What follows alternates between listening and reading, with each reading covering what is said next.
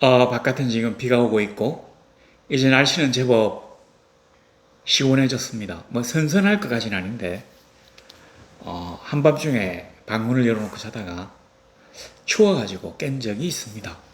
뭔가 굉장히 좋은 방향으로 지금 가고 있는 모양입니다. 자, 그런데 이제 9월 첫 주를 맞이해서 우리가 오늘 볼 본문이 뭐냐면 이거예요. 그 품삯을 주지 않는 자는 화 있을진저.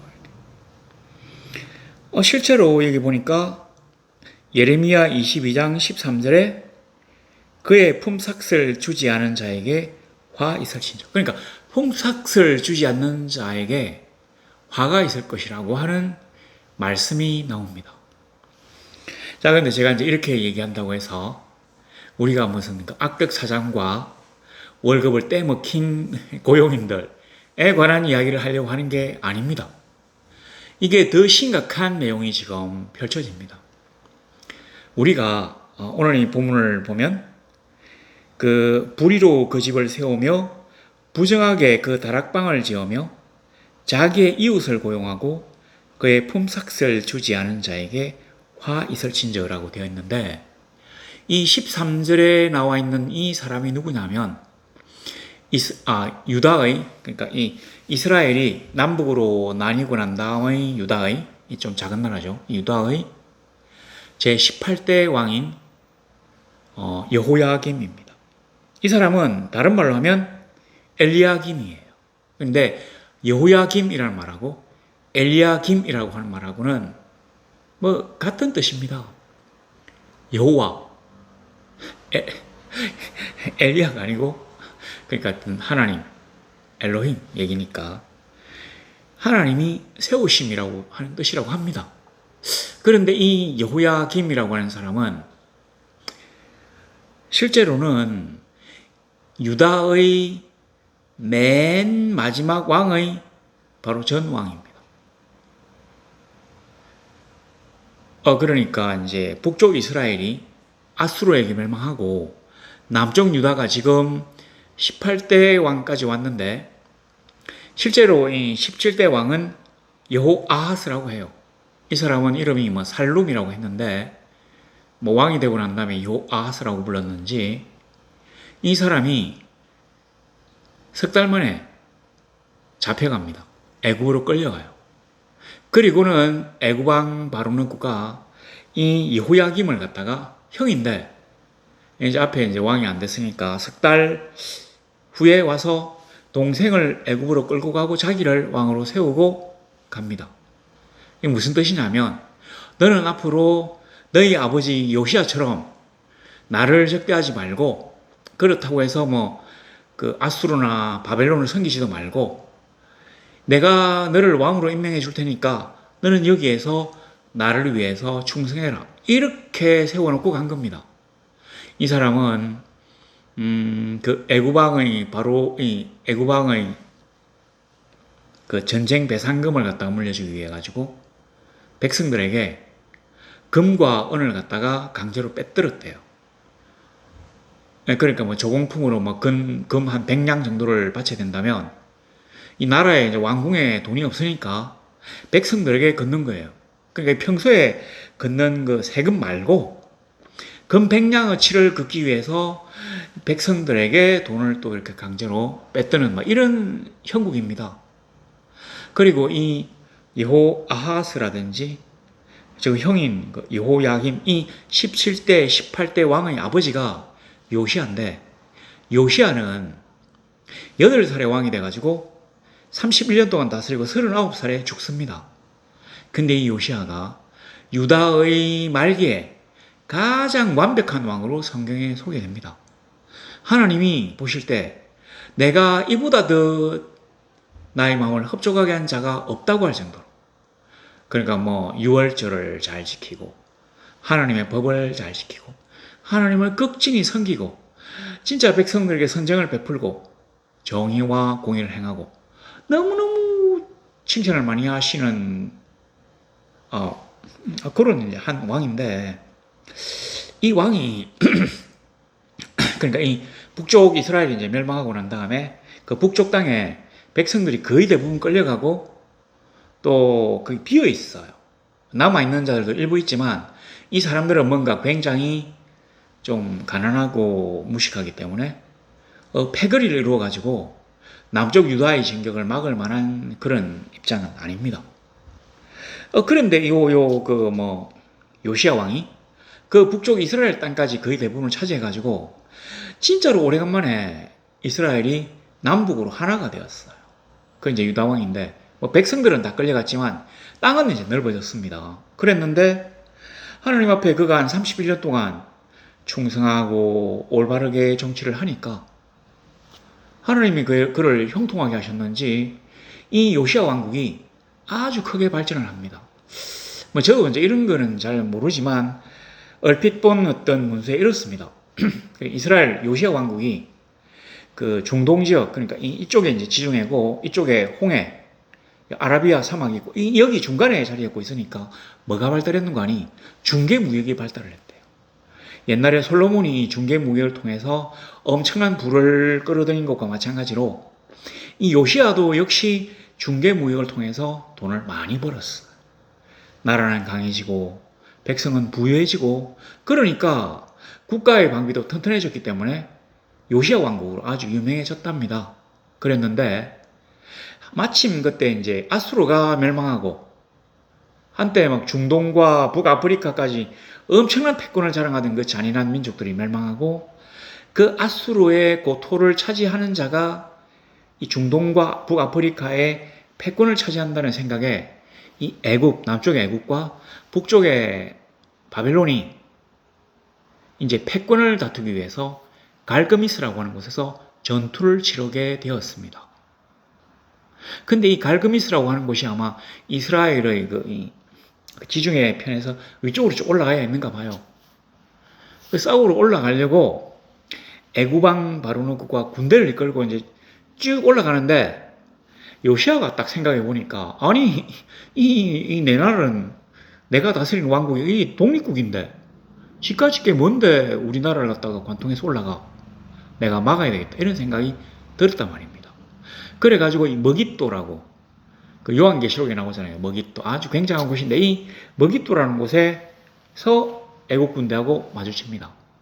애국 군대 바로누크가 뭐라고 했는가 하니 나는 너하고 전쟁을 하기 싫다. 그러니까 이게 이제 이 해안길이 아마 국제적인 통상로였던 모양입니다. 그러니까 이 길을 좀 비켜주면 내가 이쪽으로 쭉 치고 올라가가지고 바벨론 군대하고 패권을 다투려고 하니까 너하고 내가 싸우기 싫다. 그 거대한 전쟁을 준비하는 마당에 너하고 붙어가지고 얘기가 상하면 내가 가자마자 바벨론 군대에 칠 수 있으니까 우리 싸우지 말고 내가 길만 좀 비켜다오. 그럼 내가 이 은혜를 잊지 않겠다. 아마 이런 식으로 얘기가 됐던 모양입니다. 제가 이거 보니까 우리나라 옛날에 임진왜란 때가 생각나요. 왜 왜군이 우리나라에 와서 그러잖아요. 자기는 정명 가도 명나라를 치러 가니까 길만 좀 빌려달라고 하는데 이게 조선에 통하겠습니까? 택도 아닌 소리.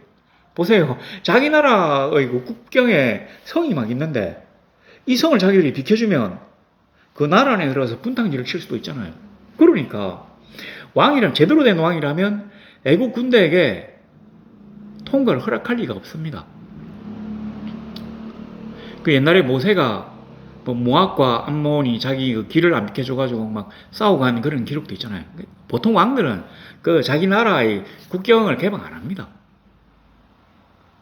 근데 요시야가 가서 머깃도에서 애국 군대하고 싸우다가 전설을 했어요. 우리 생각에는 하나님을 열심히 섬기고 그의 그의 복주심으로 이 거대한 그리고 또 부유한 왕국을 만들었는데 왜 요시야가 39의 나이에 죽게 되었는가? 이거는 제가 이제 뭐라고 말씀드리기 좀 곤란한데 다음에 언제 말씀드릴 기회가 있을 것 같은데 일단 그렇게 하고 난 다음에 이제 그 요시야가 죽었다는 소식을 듣고 여호아하스라고 이 아들 중에서 아마 여호야김의 동생쯤 되는가 봐요. 동생을 갖다 왕으로 백성들이 추대를 했는데 그러니까 이 여호야김은 동생이 백성들의 추대를 받아가지고 이제 왕이 되는 것을 섭섭하게 지켜보고 있었어요. 요즘 말로 하면 도태된 왕자가 되는 거죠. 근데 이 요시아를 그 친 이 바로노고가 이제 예루살렘으로 와가지고 요시아의 아들인 여호아스를 석 달 만에, 왕이 된 지 석 달 만에 끌고 갑니다. 그리고는 요야김에게 왕자리를 줬어요. 내가 너에게 왕자리를 줬으니까 나에게 잘해라. 자, 그리고 이제 이 바로노고가 아마 올라가가지고 바벨론하고 붙어가지고 진 모양입니다. 그러니까 이 천하의 패권을 바벨론이 잡게 되잖아요. 자, 이제 그런 배경하에서 근데 하나님이 이 요야김에게 엄청난 저주의 말씀들을 예언하게 하십니다. 예레미야를 우리가 보면 그 눈물의 선지자라고 하잖아요. 이 사람이 이제 막 그 탕류가 막 도도히 흐르는, 그러니까 멸망으로 가는 탕류가 막 도도히 흐르는데 그걸 옆에서 딱 보면서 엄청나게 슬퍼해가지고 막 울거든요. 자기는 이 길의 끝에 뭐가 있는지 보입니다. 절벽, 이 낭떠러지 밑으로 떨어지는 이 조국의 백성들이 보이고, 막 바벨론에 그 막 끌려가는 게 보이고, 그 19대 왕도 석 달 만에 갈렸어요.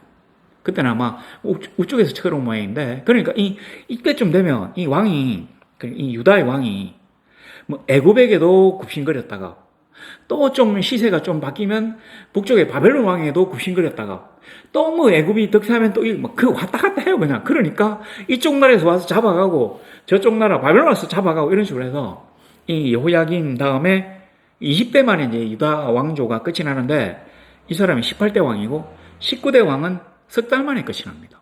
그리고는 마지막 20대 왕이 시드기야라고 하는 사람인데 이 사람은 두 눈이 뽑혀가지고 바벨론에 끌려가요. 이스라엘에서 박살이 나는데 예루살렘, 그러니까 이스라엘이라고 하는 그 민족, 처음에 그 10지파가 사라지고 유다 지파와 아주 소수의 베냐민으로 이루어진 적은 유다 왕국만 남아있다가 또 일시적으로 막 부흥을 해가지고 막 큰 소리를 치다가 이제 쫙 쪼그라들었는데, 그러니까 실제로 나라가 이제 망하기 직전의 왕이잖아요. 그랬는데 이 사람이 얼마나 악한 왕이었는지 적어놨습니다. 하나님은 어떤 나라가 멸망할 때 그 나라가 멸망하기에 충분한 명분을 갖다가 충족시키기를 기다리십니다. 저렇게 착하고, 제가 얘기했잖아요. 요시야. 저렇게 착하고 하나님의 칭찬을 받으며 의롭고 백성들에게 정치를 잘 펼친, 선정을 펼친 이런 사람도 망했다고 말씀드렸는데, 그래도 이 사람이 왕으로 있던 31년 동안에 이스라엘이 이제 망하기 직전에 마지막으로 화려하게 꽃을 피웠다가 싹 쓰러집니다. 그러니까 요시아는 자기가 이제 전사할 때까지 생각해 보세요. 이집트와 메소포타미아 이 양거대 세력이 서로 지금 천하의 패권을 다투는데 요시아가 얼마나 강대한 군대를 만들었으면 이 전쟁에 참전을 하게 되었겠냐 이 말입니다.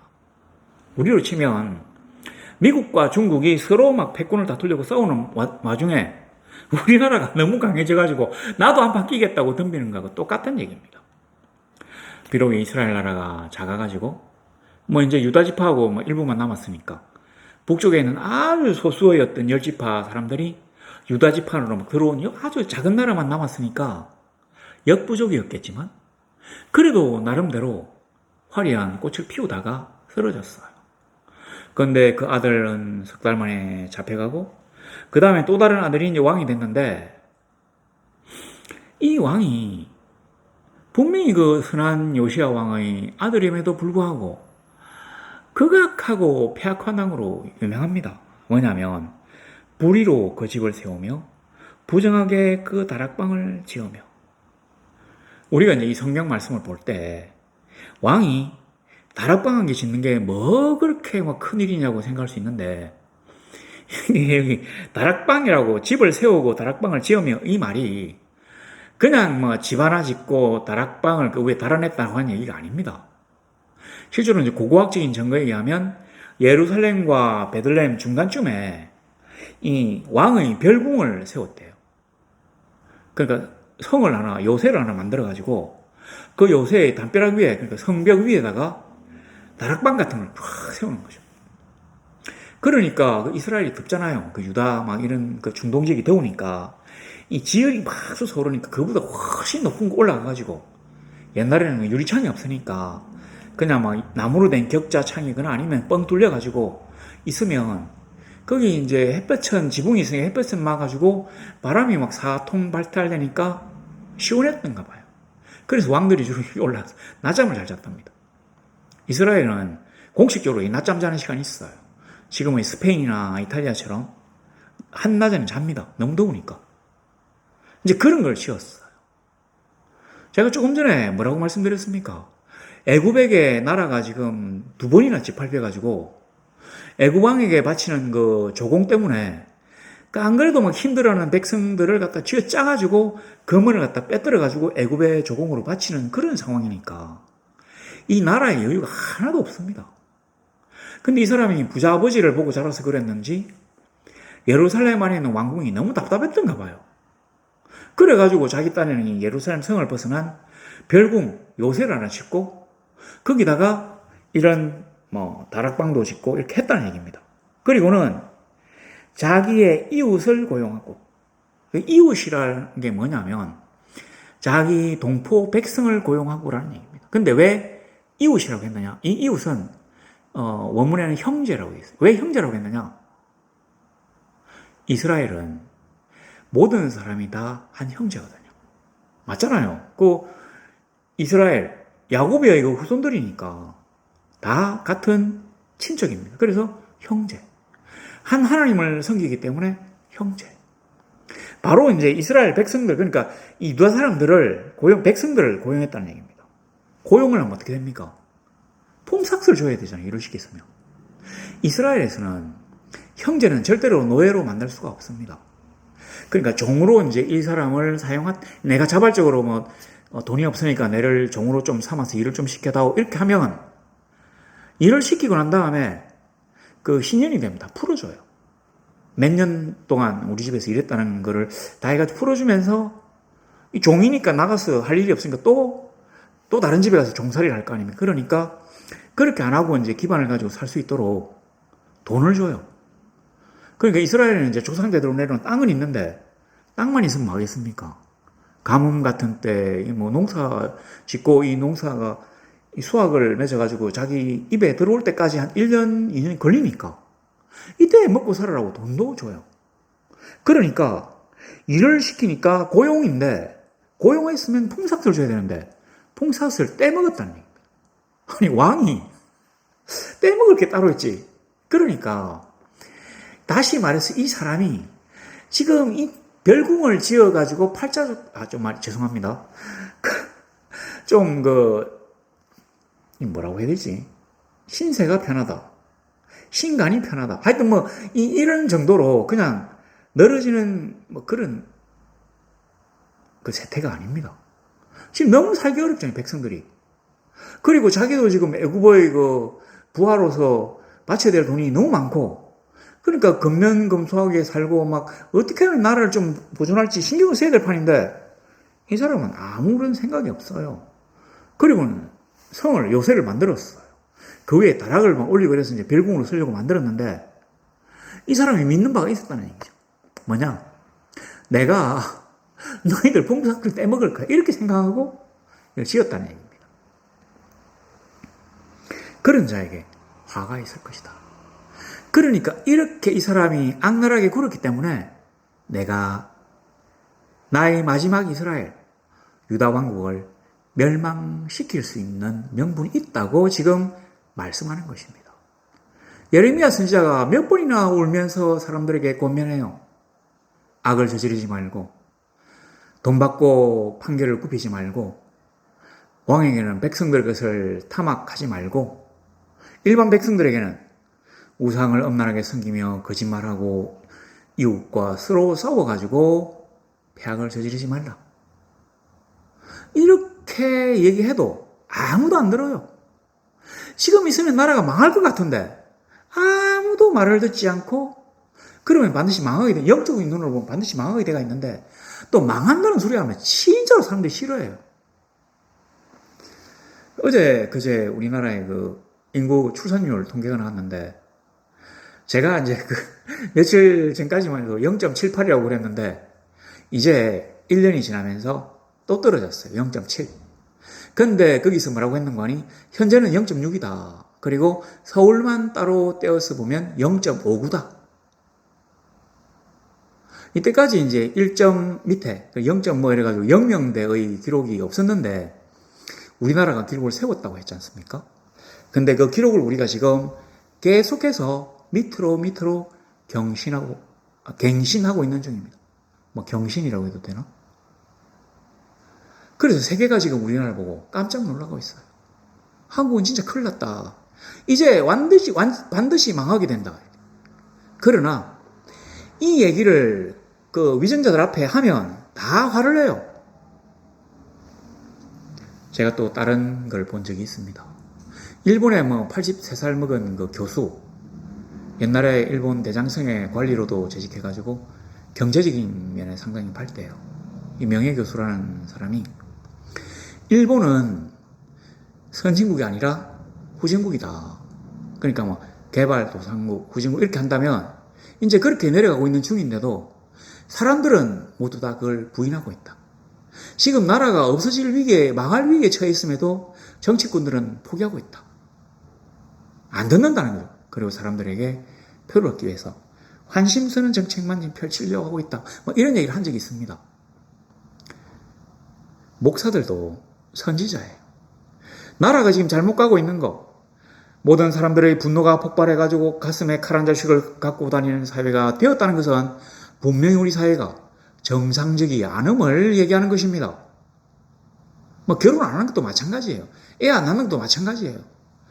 뭐 3년 전에 결혼 안 하기로 하고 결혼했는데 남편이 자꾸 애 하나 낳자 해가지고 지금 이혼을 고려하고 있다고 하는 기사. 그건 뭐 애교 수준이죠. 난리예요, 그냥 막. 제가 차마 말씀을 못 드리겠습니다. 너무 비관적이니까. 이 사람이 1절에 그랬어요.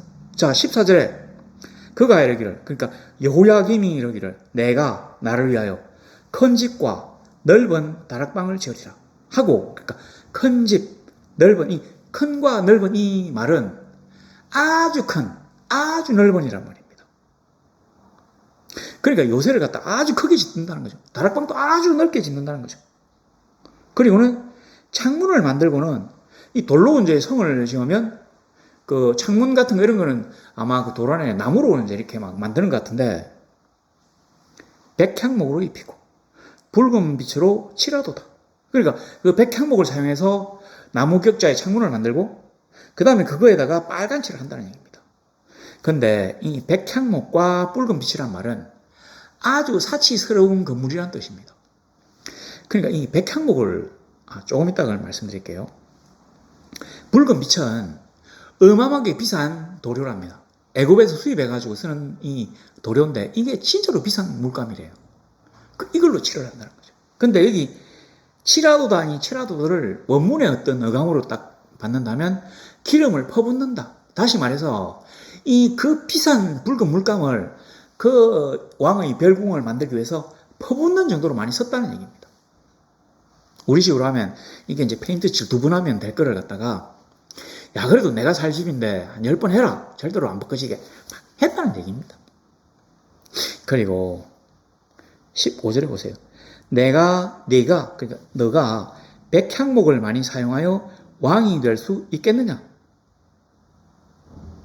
그러니까 이제 하나님이 하시는 말씀입니다. 너가 백향목을 많이 사용했다고 해서 위대한 대왕의 이름을 얻겠느냐 이 말입니다. 다윗이 나는 백향목 궁에 살거니와 하잖아요. 그리고 솔로몬도 그 레바논의 백향목을 갖다가 끊어 와가지고 성전과 궁을 짓습니다. 그러니까 이 여호와서 말고 이 여호야김은, 엘리야김이라고도 하는데, 이 여호야김은 내가 위대한 그 옛날 시대의 다윗과 솔로몬에 버금가는 위대한 대왕이기 때문에 그 나라는 지금 형편없어요. 그렇지만 백향목으로 아주 비싼 궁을 지으면 옛날에 그 사람하고 업적이 비슷하지 않겠나. 그 하나님이 말씀하시죠. 네가 아무리 백향목으로 궁을 지어봐라. 네가 대왕의 이름을 얻겠느냐? 아니라는 거죠. 너희 아버지는 먹거나 마시지 아니하였으며 정의와 공의를 행하지 아니하였느냐? 그때 그가 형통하였느냐?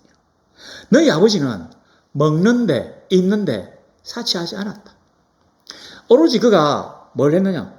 정의와 공의를 행하는 데 신경을 썼다. 그래서 그가 살아생전에 형통할 수 있었다. 너도 제발 정의와 공의에 신경을 써라. 너 지금 그렇게 백향목으로 궁을 짓고 막 붉은 물감을 막 칠하고 그게 중요한 게 아니야. 아무리 해도 너희는 빛날 수가 없어. 이 말씀을 하신 것입니다. 그리고는 자기 아버지 그는 가난한 자와 궁핍한 자를 변호하고 형통하였나니. 또 왜 형통할 수 있었느냐면 가난한 자와 궁핍한 자를 변호하고 옛날에 지금 우리나라도 보면 재판 시스템이 거의 지금 막 망가진 거나 마찬가지인데 판사, 검사, 변호사들 이게 법적 카르텔이 부자 위주로 막 돌아가니까 또 권세자 위주로 돌아가니까 억울한 사람들이 많이 생겨요.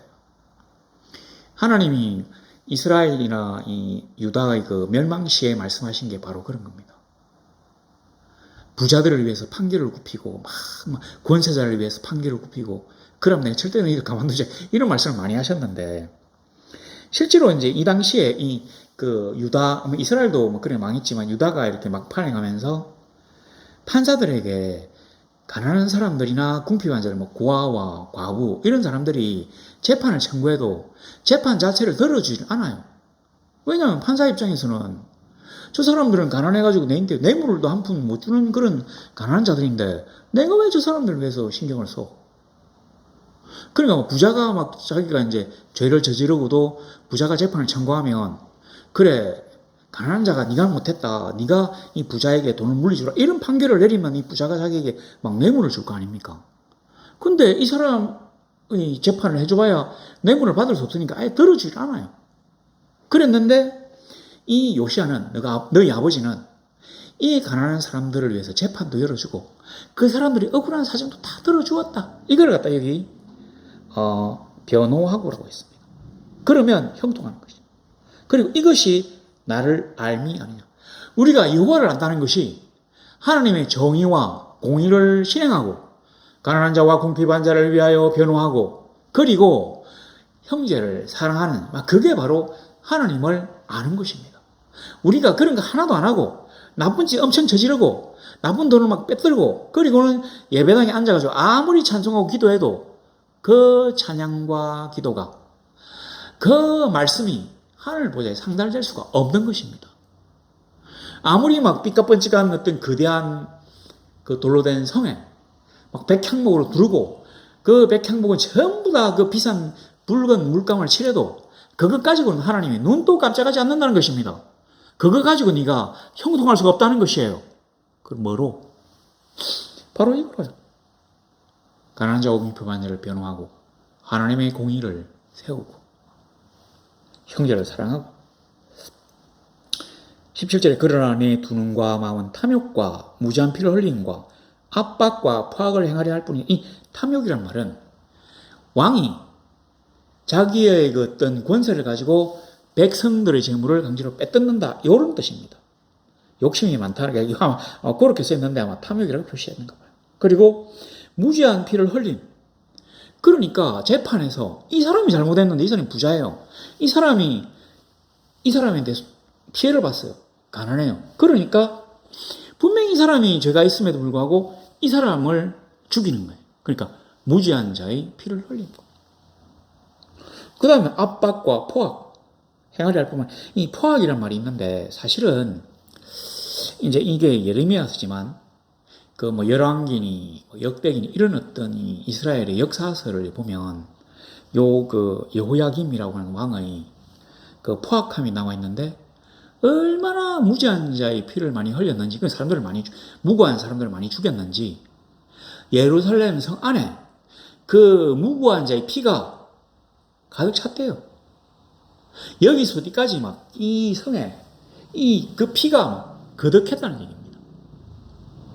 그러니까 얼마나 끔찍한 얘기입니까? 18절에 보면 그러므로 여호와께서 유다의 왕 요시아의 아들 요야김에게 대하여 이와 같이 말씀하시니라. 무리가 그를 위하여 슬프다 내 형제여, 슬프다 내 자매여 하며 통곡하지 아니할 것이며, 그를 위하여 슬프다 주여, 슬프다 그 영광이여 하며 통곡하지도 아니할 것이라. 이 말이 뭐냐면, 그러니까 뭐 슬프다 내 형제여, 슬프다 이 자매, 이거는 그냥 관용. 가령 죽은 사람의 그 장례식장에 가가지고 이런 식으로 막 애곡을 하잖아요. 근데 이 사람을 미워하면 장례식장에도 가지도 않겠죠. 그런데 그래도 장례식장에 갔다면 어느 정도 이 사람을 뭐 동정하거나 좋아하는 사람일 수 있습니다. 그런데 그런 사람들조차도 가서 애곡하지 않는다. 속으로 잘 죽었다. 이렇게. 그리고는 뭐 슬프다 주여. 이건 이제 왕에게 하는 탄식이죠. 너를 왕으로 인정하지도 않을 것이다. 그럼 너는 어떻게 될 것인데요? 19절에 그가 끌려 예루살렘 문 밖에 던져지고 나귀같이 매장함을 당하리라. 실제로 이 사람이 맨날 뭐 여기 갔다가 저기 갔다 이래 하다 보니까 바벨론 왕에게 잡혀갔어요. 느부갓네살. 쇠사슬에 끌려서 잡혀간 적도 있고, 또 뭐 풀어주니까 와서 왕노릇 하다가 그 죽고는 아마 시체가 성 밖에 이렇게 버려진 모양입니다. 그러니까 나귀같이 매장함을 당하리라. 왕의, 우리 보통 뭐 열왕기라든지 역대기 보면 주로 끝에 왕이 죽고 나면 뭐라고 합니까? 백성들이 그를 위하여 애곡하고 뭐 열조의 묘실에 장사들이 이렇게 나오잖아요. 그렇게 되지 않았다. 나귀가 죽는 것은 그렇게 되었다는 얘기예요. 우리가 지금 보면 이 나라가 정상적이지 않습니다. 아주 지금 위험한 길로 가고 있어요. 경제적인 어떤 이 역량도 지금 떨어지고 있습니다. 제가 좀 놀란 게 뭐냐면, 그 연금개혁 하는 중에 한 개가 아마 나왔던데, 더 내고, 2배인가? 끔찍하죠. 더 내고, 더 늦게 받는다.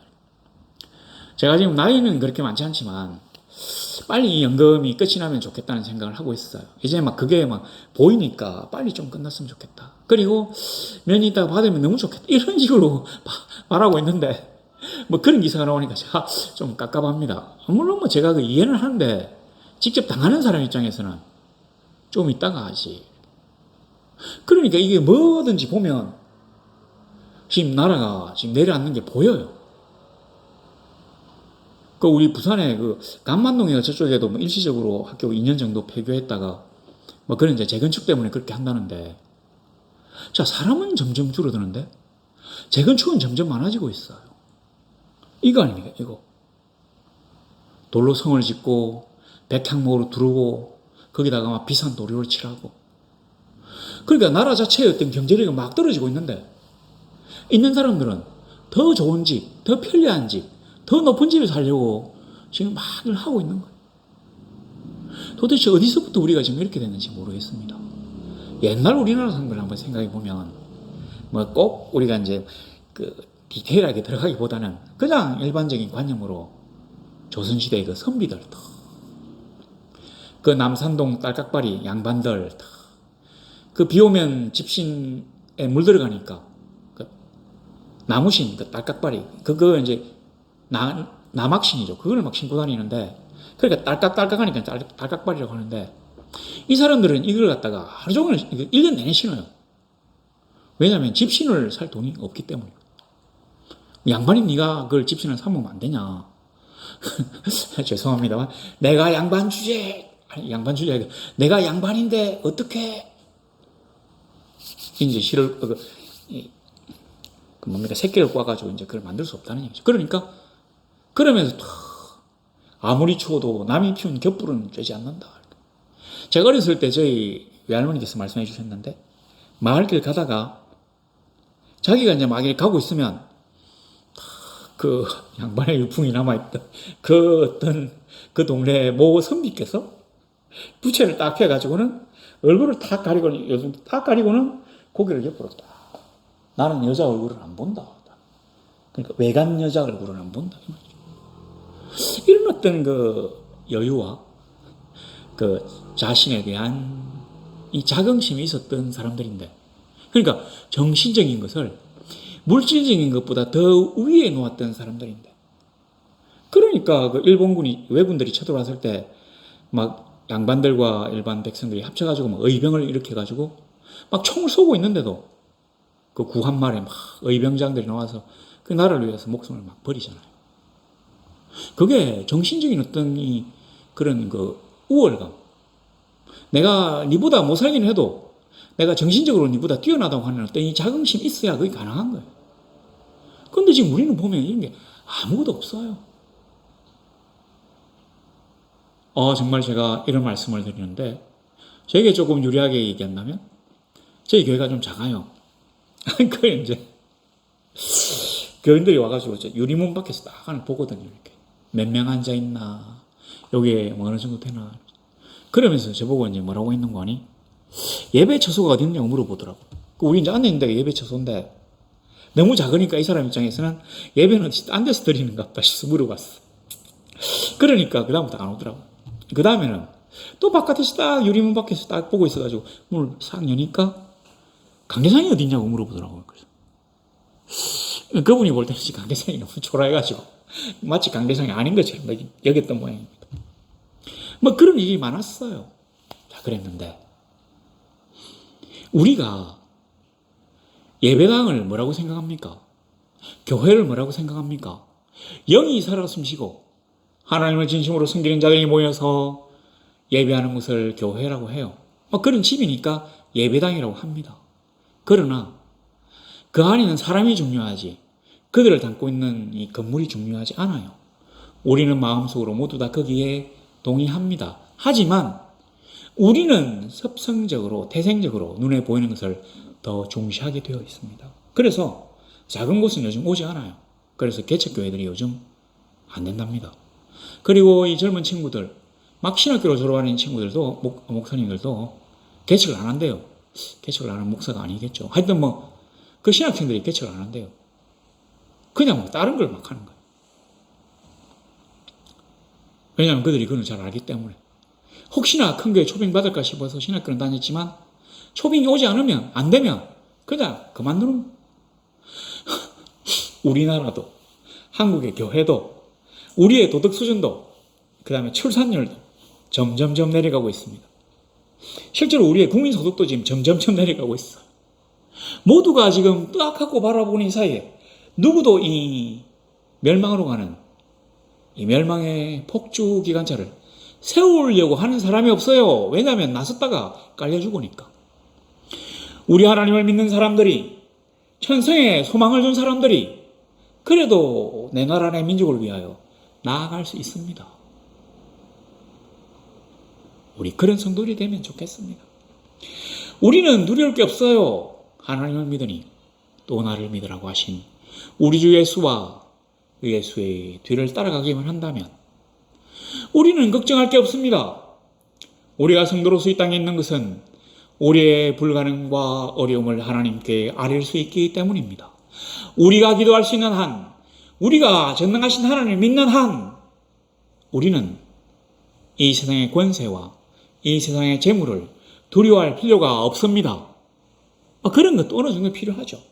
그러나 그것들을 넘어서는 전능하신 하나님, 천지의 주인이신 하나님이 우리의 아버지라고 하는 사실을 우리가 지금 이 순간에도 명심하고 그렇게 하나님의 두 손을 꼭 잡고 예수 그리스도의 발자취를 따라가는 성도들이 되시기를 우리 주 예수 그리스도 이름으로 소망합니다.